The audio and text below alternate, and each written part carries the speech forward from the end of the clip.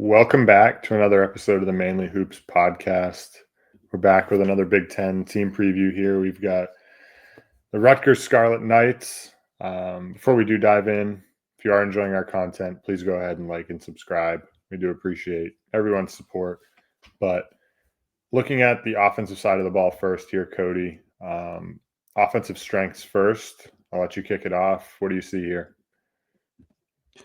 Yeah, I mean, it's not much.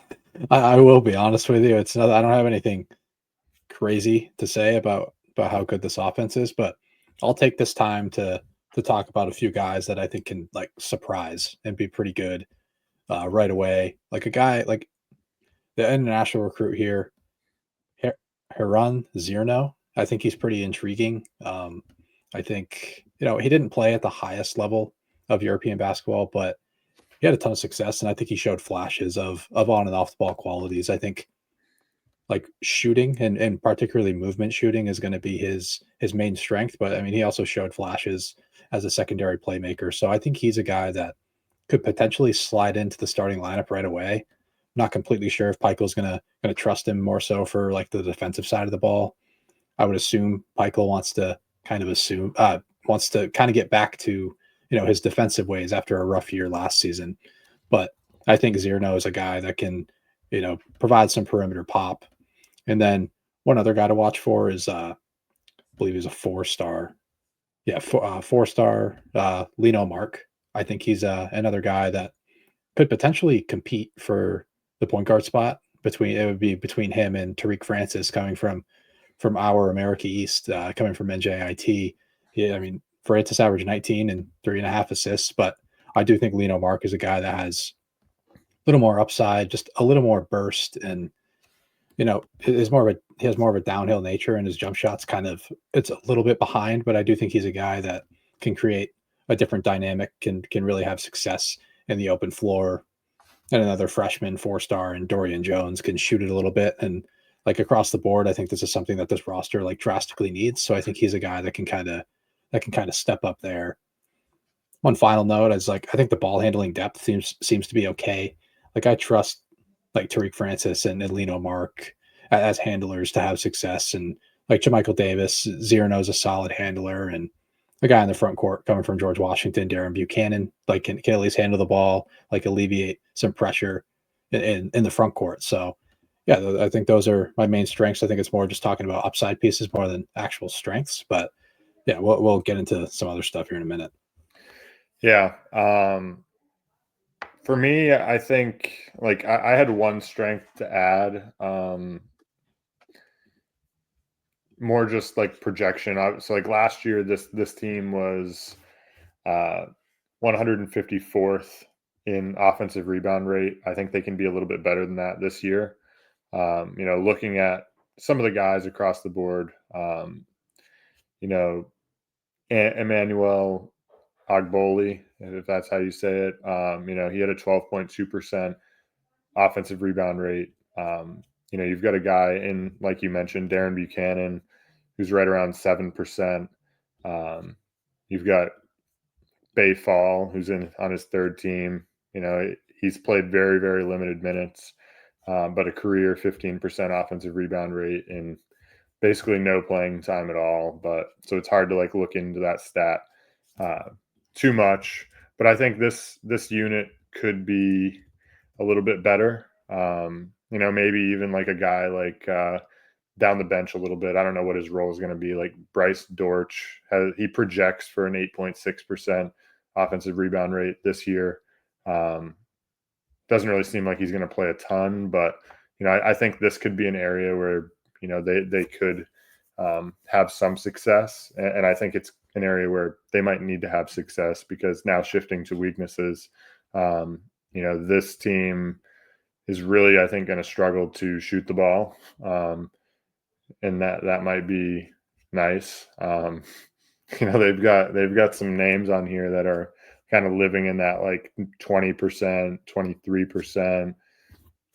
Darren Buchanan 17% from three. Jamichael Davis 33%, and then Tariq Francis 32. But like those are kind of like at the top of the totem pole, right? You've got, like you mentioned, maybe Lino Mark can provide some shooting for this team. But like looking at this roster as constructed right now and what we know about them, I have pretty serious concerns about like their ability to make shots, but also just to like create shots on their own, right? Last year you had two top five picks that could go create a shot for themselves whenever they wanted to. This team doesn't really have that. They don't really have a guy that they can turn to. Um, I worry, like you mentioned, Tariq Francis. I think like he's going to be fine in terms of like controlling the ball. They have some ball handling depth, but I do have some concerns, particularly because the couple of the guys that you mentioned in the guard rotation, like our freshmen are coming from overseas.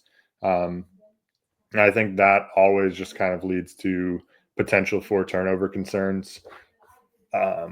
So that's an area of just kind of like projecting concern, especially like in this league where there's not a ton, like you don't really have a ton of talent on the offensive side of the ball. Um, I don't really love this group, kind of as Cody had mentioned. So I think those are my main concerns. I'm just not in love with the talent across the board at all from a shot making and creation perspective.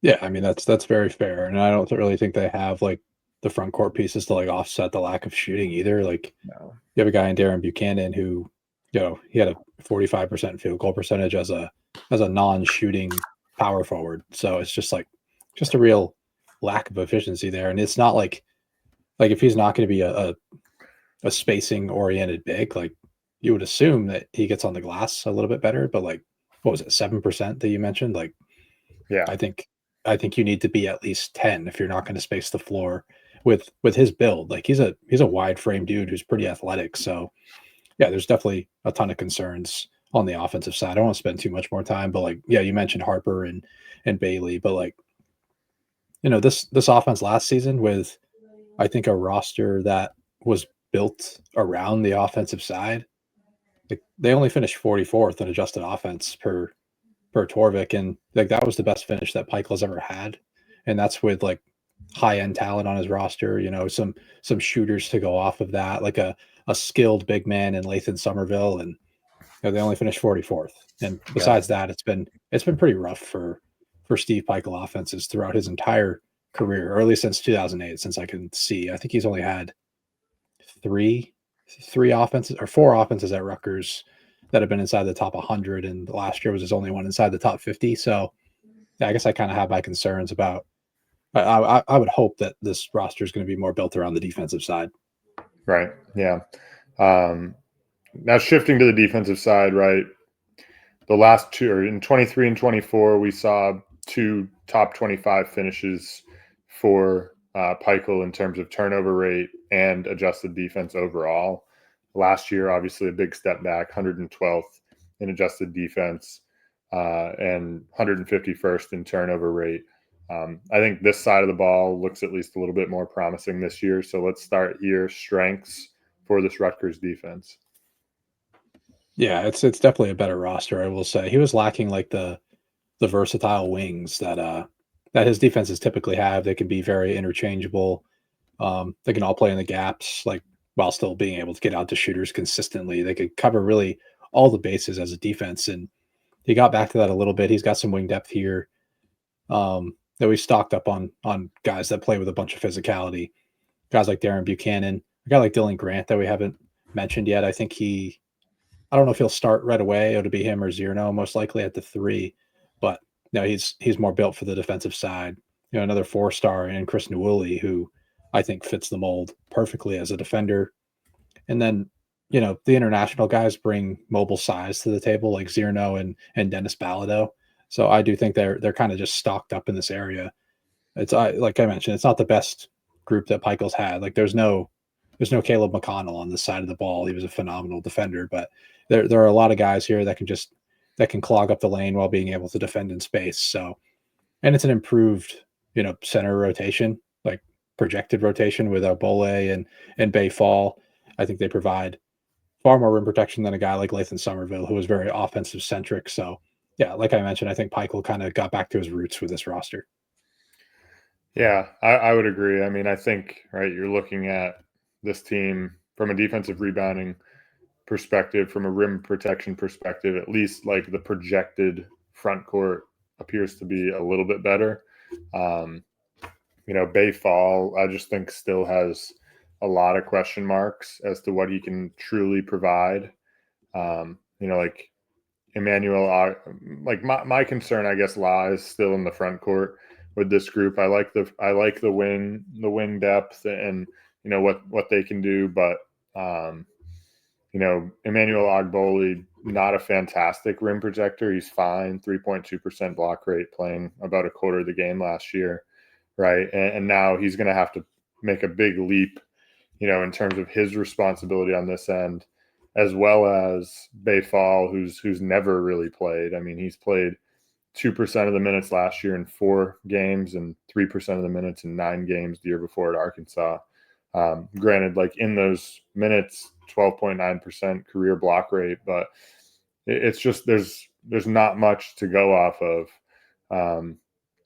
So, for me, I really just have question marks about the front court and what they're really going to provide. I don't know how fantastic. Like, I think they'll be a little bit better as a defensive rebounding team compared to last year, but I don't know still, like, how they were almost, what did I say, 300th last year in their 298th in defensive rebound rate. I think they can be better than this, but I still think it's like an area of weakness for this team. Like, Darren Buchanan is an okay rebounder. But then, after that, like Fall, Ogboli, I just have concerns in this area. I think the wings, like you had mentioned, should be a strength of this team, but I just have question marks about the front court. Even though like maybe it projects a little bit better than they had last year. Yeah, for sure. I would agree. I think it's definitely an uncertainty. I'm not really a big Emmanuel Ogbole guy. I think he's better suited as a backup big. I think both of these guys are better suited as backup bigs, but so hopefully they can, provide some value as like more of a platoon split. I don't really see any avenues for this team to play small ball because you kind of need to have spacing to play small ball, and they just don't. They're just not going to bring that to the offensive side. So, yeah, that's pretty fair. I mean, there's some weak points on the perimeter defensively. Like a guy like Tariq Francis is definitely a weak point, and Lino Mark is fine. Thinner framed, but I think he can kind of hold his own. But overall, like I didn't have like a ton of like true weaknesses mentioned, but I just kind of would like to mention like I don't think as good as this defensive unit is going to be, like I don't think this is going to keep them away from the bottom of the Big Ten just because the offensive side has so many issues. So I definitely see this team like finishing like in the bottom 2, like no matter what this defense looks like. Yeah. Now looking at individual superlatives for this team, MVP and X factor for Rutgers, who'd you go with? I went with Haran Zirno for MVP. I just think you kind of have to, you got to pick somebody, right? And I might as well pick the guy that is more unknown. Like most of these guys are, you know, they've played like at a decent level of college basketball before, and I don't think they've showed enough to be a true MVP of a team. Maybe Francis at NJIT, but I don't really love how his scoring translates to the Big Ten. So I'm just going to take my chance on a guy like Zierno as a movement shooter, secondary playmaker. I think he's got a lot to provide skill set wise. I think he has the most well balanced skill set. And for my X factor, I went with Lido Mark, went with the 4-star. I think he's going to be competing for that point guard position, and if he's able to, if his playmaking and his downhill scoring ability translate right away, I think this offense could be a little bit better than we project it to be. Yeah. I actually went with 2 different guys. It's not. I feel like we've been pretty on par, with a lot of these teams. But my MVP, I went with Tariq Francis, just because I feel like, at least from like a ball handling perspective, we've seen him, take care of the ball, generate shots for others. He's not an efficient scorer by any stretch, which I think is a very valid concern. But I think he's at least, like, to me, a little bit more certain of a contributor for this team, and he's going to have the opportunity to on a team that's not very skilled on the offensive end. So he should have the ball in his hands quite a bit. For my X factor, I went with Bay Fall, who was once a 5-star recruit. Right, I'm not in love with Ogboli, so I think like Bay Fall could be, a guy that makes a pretty big leap. If he's able to, and I think he has a lot of rim protection upside, and I think he's good in transition. If you go back to watching him in his high school AAU days, like he really runs the floor well and kind of make plays, pretty mobile for a 6'11" big man. So if he can make a leap, I think maybe they could be a little bit better. But this team still is going to be at the bottom of the Big Ten. For sure. Yeah, that's fair. I mean, we just haven't seen much from Fall, and he probably projects to play some sort of role and probably has to play a role as a rim protector, like play finisher. So it makes sense. I think you could go with a lot of guys for any award here, just because it feels like kind of a mixed bag. Yeah. So ceiling and floor for this team, you kind of already alluded to it a little bit. And then a bold prediction. What do you have for Rutgers here? Yeah, I mean, I mentioned the floor. The floor is the bottom for sure, and I think it's going to be sort of difficult for them to get their way out away from the bottom. Like even at their ceiling, I put them at 13th as their ceiling. Like I guess it's more just like if these international guys and the 4-star freshmen down the board can provide more of an impact than we think. I think there could be some sort of a ceiling, and the fact that Peichel's kind of getting back to his roots with a more defensive mindset, I think could allow them to gain some traction throughout this league. Like because they've done it before. Like they've had teams that haven't looked very good on paper, but the defenses have just figured it out and have allowed them to compete.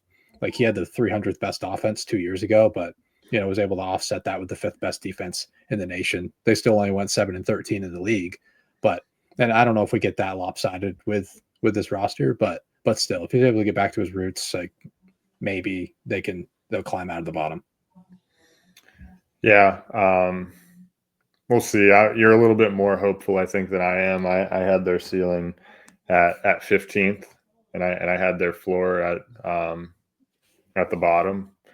I just think like there's not a ton of talent on the offensive side, and my concerns with like the depth in the front court, at least the certain depth in the front court, isn't really there. Like I'd mentioned, neither of those guys have ever really played massive roles, on